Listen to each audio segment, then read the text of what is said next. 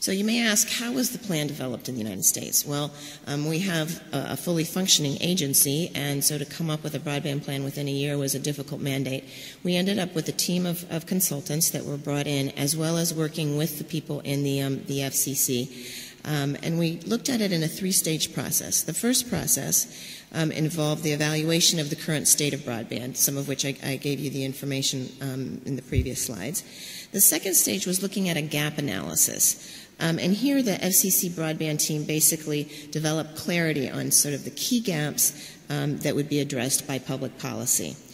And during these first two stages, the FCC basically held 36 public workshops, and then which were streamed online, I guess like we're being streamed online, excuse me, and drew more than 10,000 people online and in person. We released 31 public notices, and in fact it became a joke at the FCC that another public notice was being issued. And we had 23,000 reply comments, which is a lot. And then we received basically a total of 1,100 filings. So it was a lot of data that we got in the process of developing the plan. Now, the third stage was the solution development. And in this one, basically, the team looked at different recommendations. And so we had public presentations on that. We would float something on a blog on the FCC's website to see what the reaction would be. And so that's how we sort of develop those kinds of things. Now let me give you a couple of minutes for an overview of the plan. As I just showed you, it's 360 pages long, and it lays out a comprehensive strategy for connecting the country while transforming that economy and you know, the society for the communications aspects of the future.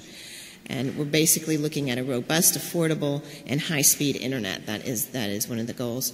Now, the plan actually has 200 recommendations, 100 of which are focused on the FCC itself. But in a rather unusual twist, let's say, the FCC in the United States is an independent agency. It is not part of the executive branch. And we are making recommendations to the executive branch. And in fact, we're also making recommendations back to the Congress as to what they should do, which is quite unusual for an independent agency that relies on the budget from the Congress to be telling them what to do. But we actually have 60 proceedings now at the FCC that we're beginning or are in the midst of, looking at mobile broadband infrastructure, as was mentioned earlier, looking at universal broadband access, fostering competition and helping consumers, as well as looking at the public safety communications system. When they were doing the gap analysis in the United States, they realized that one of the big areas where there was a big gap was on the public safety aspects. So we are basically well on our way at the FCC, and I'll be talking about those as we go through the next few slides, as well as other agencies are now starting to implement them as well. Now, some of the goals of the broadband plan you'll hear very similar to what the European goals are as well. The overarching goal was by 2020, 100 million households should have access for download speeds of 100 megabits per second and upload speeds, actual upload speeds of 50 megabits per second. We have an interim goal as well for 2015 of having those 100 million households having 50 megabits per second download and 20 megabits up. And then we also set a goal that by 2020, United States should have a 90% broadband adoption rate, not just an access rate, but an adoption rate. And we also have a goal for every American community should have affordable access to basically what we're calling our anchor institutions. So they should have a gigabit per second at schools, hospitals, and government buildings. And I think we've heard some of that already. Now, because spectrum is so important to wireless broadband, we also have many recommendations on that. I'll go through a couple of those because I won't be on the spectrum panel this afternoon, but it's clearly very important. And then we also are saying one of the goals is that every American should have affordable access to robust broadband service, as well as having the means and the skills to subscribe if they so choose. Because if you remember from the previous slides, 22% of those non-adopters are saying that it's because they lack that digital literacy. So we are having like a digital literacy corps go out and try to assist. We also are saying that every first responder in the United States should have access to a nationwide public safety wireless network. In the United States, the public safety networks are very localized. And then we also are looking for a clean energy economy. So those are some of the major goals.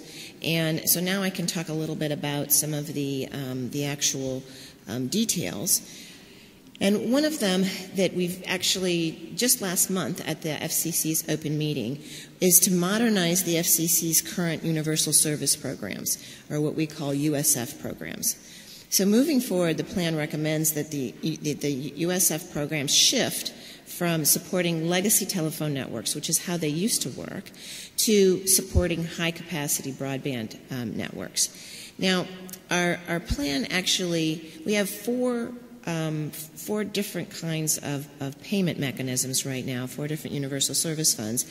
And what the plan recommends is that they all be into one, a Connect America fund, and that would extend a lot of the broadband to unserved and underserved areas in the United States.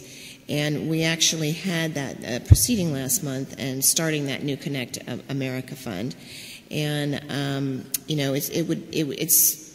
it's very controversial in the United States, and we're seeing what will happen. It was just a notice of proposed rulemaking, which is the first stage of the way we do rules in the United States. We also are looking to create a mobility fund, and this would be the first time that we would have a fund. And for that one, it would be a one-time payment to bring different areas of the country that don't have 3G into 3G mobile services into the thing. Now, we're also looking at finding more spectrum, as I mentioned, 500 megahertz of spectrum by 2020 and 300 megahertz by 2015. We've already done our digital dividend in the United States, so that means the 700 megahertz band is not included in that.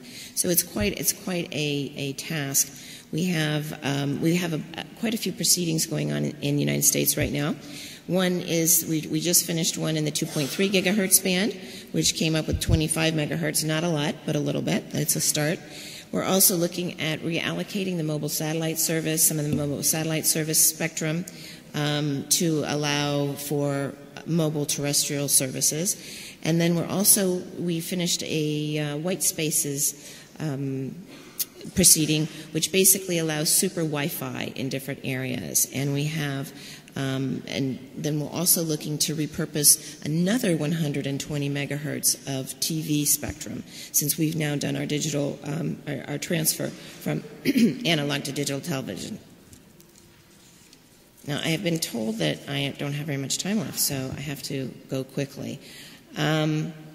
So we also, one of the things that we're looking for in the United States, and this is a recommendation to the Congress, was to do incentive auctions. In the United States, we allocate spectrum through auctions, but basically it's a competitive auction. What we're looking at is we have many incumbents that are sitting on bands that we're not able to use. They're not utilizing them well. So the idea would be to give them some of the benefits from if we were to re-auction that spectrum, they would get the benefits, and this is a big idea for the mobile television operators. As Bert mentioned earlier, a more boring thing, but very actually valuable, is we're looking at tower sightings, rights of way, and pole attachments order, and in that we're looking at basically reducing the red tape and thinking that it can actually save 40% on some of the broadband costs. All right, I am told that I am out of time, but you heard today actually the minister talk about the president's spectrum initiative, and I think we've basically covered a lot of that. As I mentioned, public safety is quite an important issue in the United States, where we are, trying to bring a lot of the public safety into areas, and we're looking at bringing broadband into that as well when there's an outage, so that we know cybersecurity issues. We're promoting energy efficiency, and we're also looking at healthcare, redoing our e-weight program. And here's the broadband map that I was telling you about. And I'll show you, this is the way that the map looks if you first go to it. But if you wanted to look up on your own neighborhood, you wanted to find out who the broadband providers would be, you would put your zip code in there, and then it would tell you who the broadband providers are at different speeds. So this is a new initiative that just came out from the FCC with the assistance from NTIA, and we're hoping that it really helps our consumers. So I'm sorry that I talked so long, but I appreciate it, and thank you to the Hungarian hosts.